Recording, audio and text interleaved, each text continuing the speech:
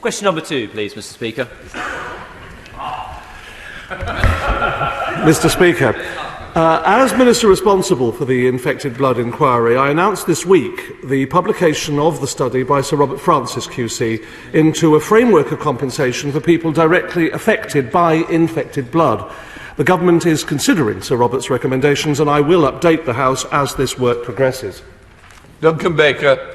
Thank you, Mr. Speaker. I was indeed contacted by a constituent who has been affected by the infected blood scandal. And like so many across the country, this has been a very traumatic moment for everybody who has been impacted. Could my right honourable friend, as he said, on Tuesday we had the release of this very, very welcome study that has come forward. Can we now move at pace for compensation for those who have been impacted? And would he think about the recommendations of interim payments, and will that be able to help those victims so quickly now?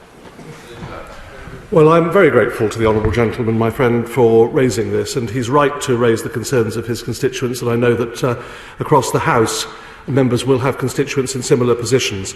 Sir Robert will give evidence to the inquiry on the 11th and 12th of July, so just a few weeks from now, and the Government will be able and will need to reflect very carefully upon his evidence to the inquiry in considering his study, but the points he makes are very valid and have been noted. There are complex factors to take into consideration, and we will be doing just that. Chris Stevens.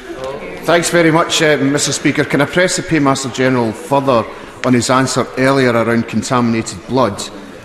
Over 400 infected people have died since the infected blood inquiry was announced, and Sir Robert Francis's report suggests that the Government should offer substantial interim payments. So can I ask him, how soon will the Government be responding to that report, implementing those recommendations for those affected?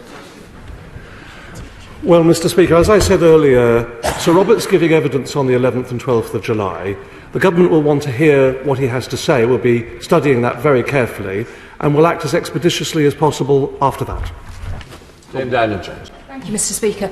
I just want to make it clear that the Government's approach to the study by Sir Robert Francis was to publish it at the same time as the Government response. That's what we were told, despite the all-party group and many campaign groups asking the Government for openness and transparency and for that report to be published when it was given to Government. So can I just press the Minister now, with 2 people dying every week from the contaminated blood scandal, do the Government accept there is a strong moral case for compensation to be paid, irrespective of any legal liability, and for those interim payments to start now of at least £100,000 per individual? Well, I would just say I want to start by commending the Right Honourable Lady for her work in this area, and I know how hard she's been working for some time. The study was published, as she knows, this week. A statement was made in the House.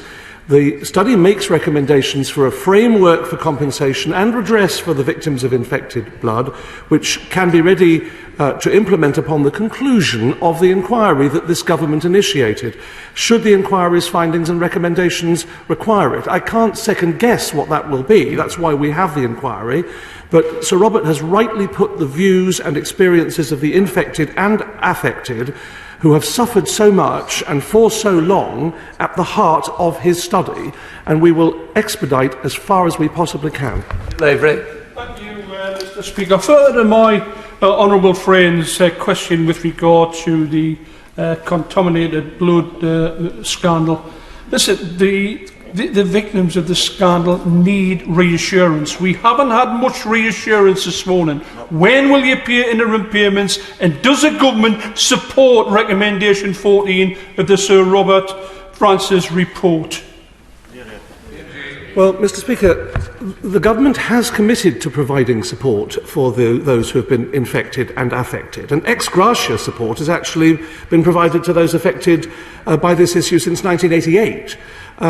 Sir Robert, as I say, has made a number of recommendations about compensation which need careful consideration. It would be remiss of the Government to rush that. It is most important that the Government is able to reflect upon his evidence, which is due to give in about 4 or 5 weeks' time, and we will do so after that.